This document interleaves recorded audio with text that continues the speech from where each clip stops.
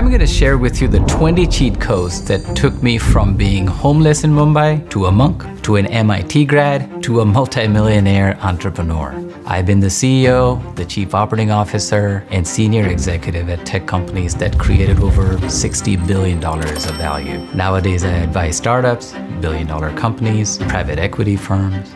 And I've learned that succeeding in life is actually quite simple, right? No, it's not. Who are we kidding? Winning is hard. That's why we need cheat codes. So let's just get into it. My first cheat code, saving is not investing. Investing can seem hard and complicated, but it doesn't have to be. Here's the power of investing early.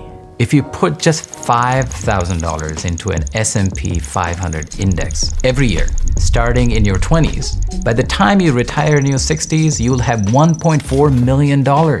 That is the magic of compound growth. The trick is you have to stay in the market. Don't panic when the market starts throwing a tantrum. And I learned it the hard way. In 2008, you remember during the financial crisis, the world was on the brink of collapse. The S&P 5000 dropped almost 50%. I lost 30% of my investment. And I panicked, and I pulled the rest of it out of the market. But when the market started bouncing back, just after a year or two, I refused to go back in. If I had done absolutely nothing and stayed in the market, my net worth today would be 40% higher. So two things. Don't try to time the market and don't try to beat the market. Don't chase crypto and meme stocks and single stocks and options and derivatives. A lot of fancy stuff that doesn't work for retail investors. Just stick to two rules. Number one, put it in an index fund. And number two, and this is the hard part, stay in the market. Touch nothing. My second cheat code is the most controversial. Stop following your passion. Passion doesn't lead to success. It works the other way around. A study at a Canadian university found that only 4% of students could make money following their passion. 96% of us can't turn our passion into a real career. That raises a powerful question though, right? What happened to all that do what you love stuff? Well, they say you never work a day in your life if you do what you love. When I talk to young professionals, many of them believe that if you follow your passion, money will come. But here's the truth. People are passionate about creative things like art, music, photography, painting, and those things don't pay the bills. Don't focus on finding your passion, focus on building it by being great at something. Passion will follow you. Next up is 3 secrets to success. Practice, practice, practice. Do you know why Taylor Swift and Kobe Bryant succeeded when others failed? Because persistence always pays. I know countless musicians from Berklee School of Music, and these are some of the most talented people on the planet. And yet, they still put in 8 to 10 hours every single day, practicing the hard stuff that makes their fingers bleed and their bodies ache. Excellence doesn't come naturally. It is built through practice. I'll tell you one thing that I do well. I can sit still for hours and hours and be focused on deep work without distraction, without boredom, without eating, without drinking. Now that's my way. That's my superpower. Yours will be different. But the key is to find it. Because banking on talent alone is like having a Ferrari with no engine. Beautiful to look at, but it's not going anywhere. So ask yourself, what skills can you practice and hone that are monetizable? Now, you might be in school or you might be working at a job without any unique or marketable skills, but that's okay. Start today and commit to becoming amazing at something. That brings us to cheat code number 4. You need to treat your career like an investment portfolio, a collection of skills and connections that compound over time. If you're working a corporate job in your 20s, this is why they're treating you so bad. I started at the bottom of the bottom. My first job in Boston was a help desk guy at a 600 people systems consulting firm. And picture this, a small dark room, no windows, everything is crammed with cables and spare parts and servers, and there are 3 other employees with me, and all 4 of us, we smelled bad and we got yelled at a lot. But you know what? I was having the time of my life. Why? Because I was getting paid to learn everything about technology. So I would work for 14, 15 hours a day, and I'll go home and I'll still work. I'll work weekends. I wanted to know everything about operating systems, about networking protocols, not just hard skills, but soft skills like communications, collaboration. And I wasn't just building skills, I was building connections. I would take extra projects, and by the end of those 5 years, I think I put in like 15,000 hours in building skills and connections, and it paid off. I was promoted to be the program manager, and I got my own office. In less than 20 years from my first promotion, I became the CEO of an epic tech company. Now, if you're starting out, you won't have autonomy. You will be mistreated, you will be micromanaged, but treat it like a gift. Be a learning chameleon. Soak up everything you can. Because if you want to make more money than others, then you have to offer more value than others. My next cheat code, move where the opportunities are. If you want to grow your career, then you need to move where the action is. I made that mistake when I was young. I moved to New York City way too late, after being in Boston for 16 years. And of course, the moment I moved to New York, that was a game changer for me. And still to date, I question whether I should have moved to San Francisco when I had the opportunity in the early 2000s. I think that was a lack of foresight on my part. Here's the thing, you can't grow your network and your career by sitting on Zoom calls in your pajamas. Of course, there are certain jobs where being remote is okay, like legal or software engineering or field sales. But even in those roles, if you are ambitious and you want to grow, you have to show up. You gotta be seen. Because the exposure you get by being in the office, collaborating with others, solving problems together, resolving conflict face-to-face, will teach you skills that remote work will not. Next up is number 6. Understand the difference between equity and salary. The top 1% don't chase salaries, they chase equity. I always say, salary buys you furniture, equity buys you future.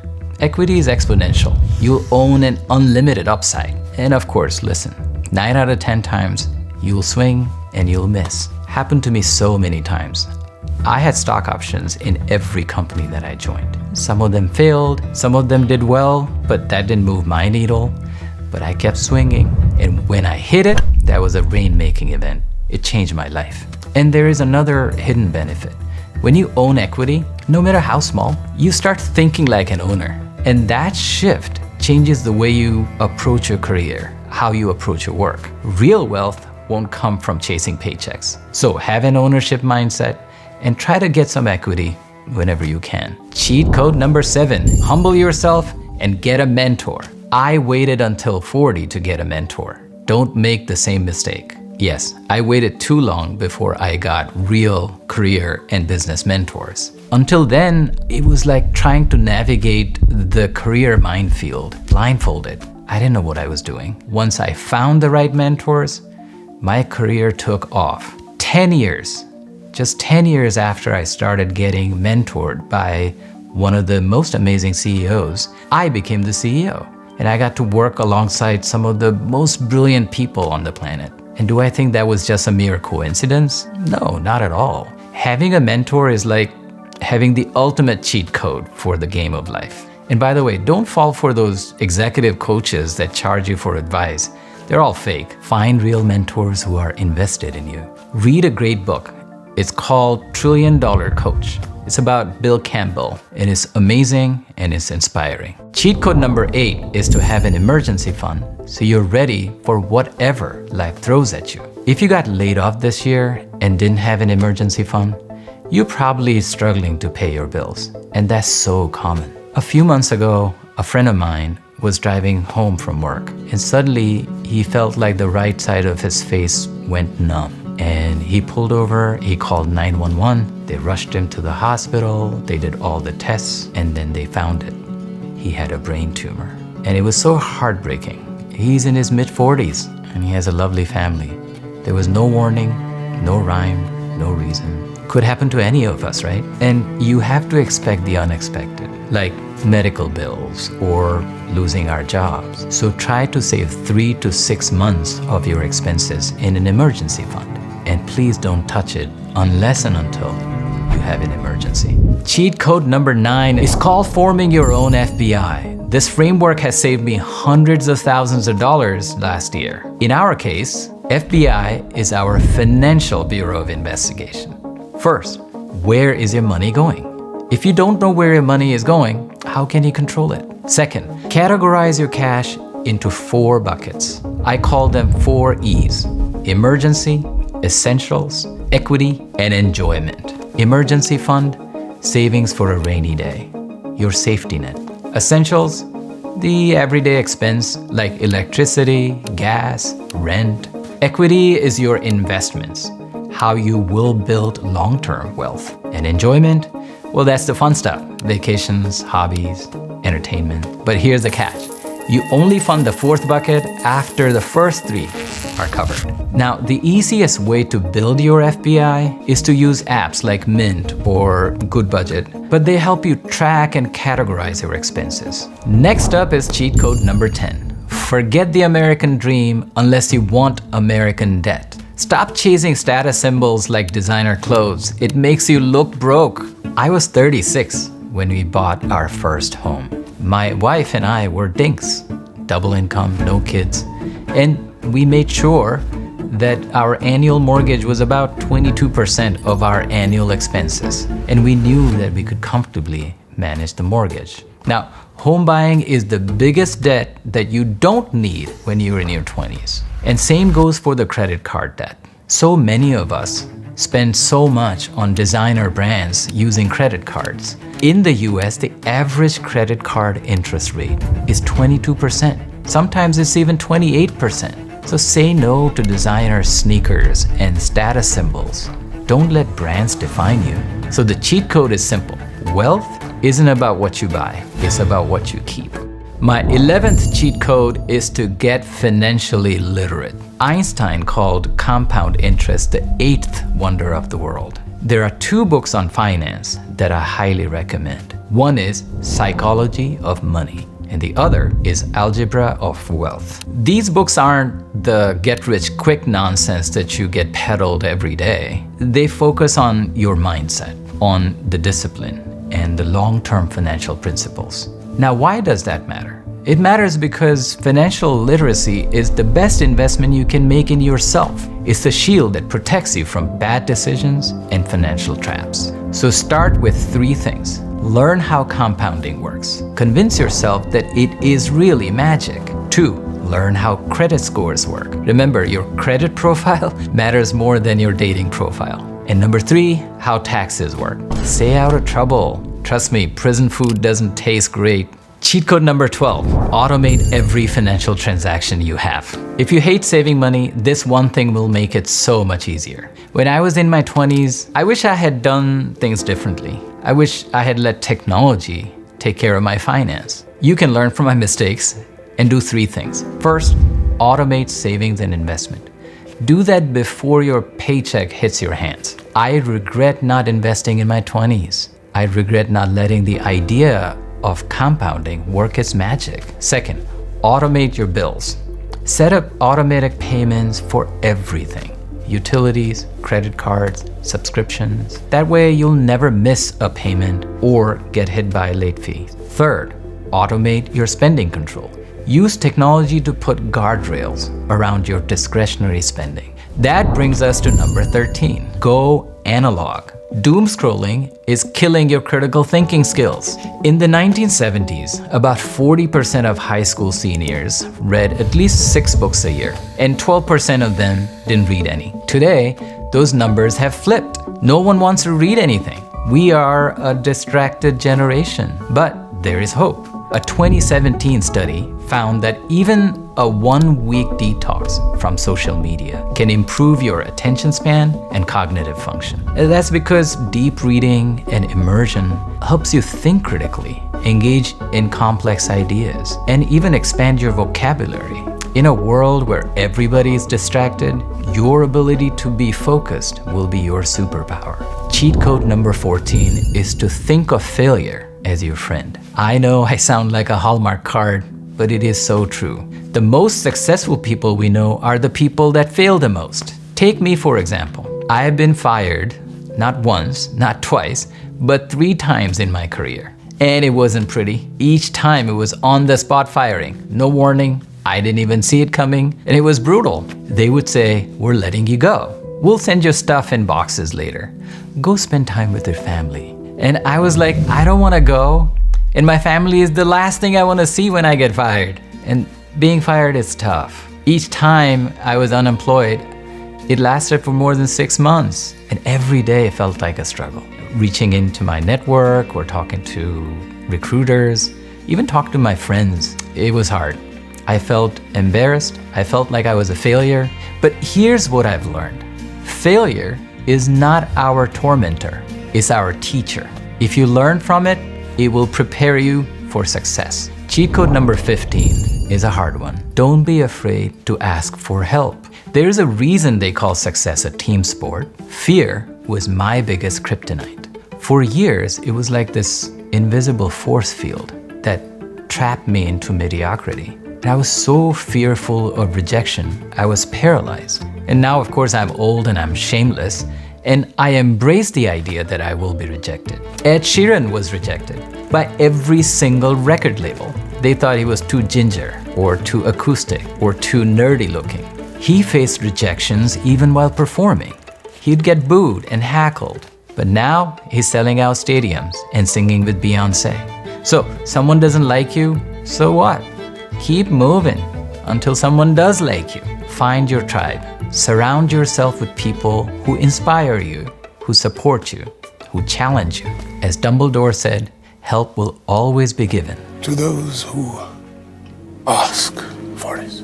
Next up is number 16. Don't play the victim card. This is why I'm friends with the people who fired me. I have stayed in touch with some of the bosses who let me go. A few of them are still good friends. We've even served as references for each other, supported each other's careers, and even had a few laughs about the day I got fired. And it's the same the other way around. In my career, I had to let go a lot of people, and I've tried to stay connected with them. Why? Because business is never personal. When you play the victim card, the only person you hurt is yourself. World keeps moving on, and you stay stuck.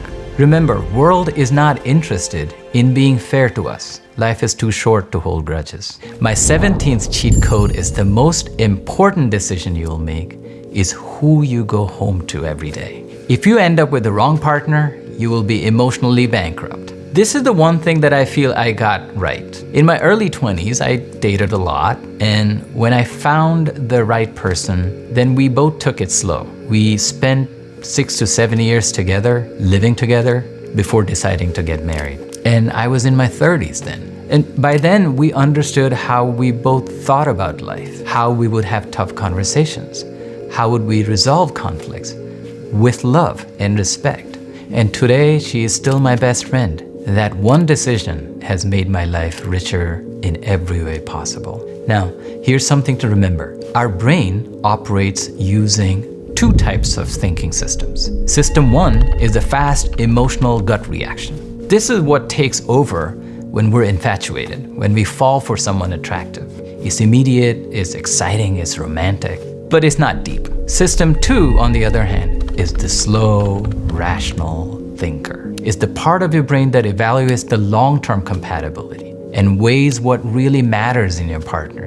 And when it comes to falling in love, most of us use System 1. Cheat code 18 is to forgive yourself for your past. Forgiveness is not about them, it's about you. I had a troubling childhood, terrifying in fact. My father was physically abusive. I don't think our family has ever talked about it, but growing up, I remember being afraid.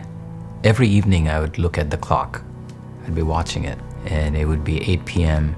and the doorbell would ring, and I would have a panic attack because I knew my dad was home. And over the years, he told me so many things, like I was ugly, or I was stupid, and I was worthless. And I believed it. I didn't have any confidence. And to be fair, I don't know what kind of depression and mental health issues my dad was suffering through. Anyway, I left home when I was a teenager. I ran away. For a while, I was homeless, sleeping on train station benches in Mumbai. Later, I joined an ashram and decided to become a monk. And I'm sharing all of this because I know I'm not alone when it comes to daddy issues. And you are not alone either. We all share struggles. Tony Stark had daddy issues. Luke Skywalker had daddy issues. Even Britney Spears has daddy issues. All of us carry this cross. Our past is like a bag of bricks, and we can decide to put it down. Please, forgive yourself for the way you let your past define you.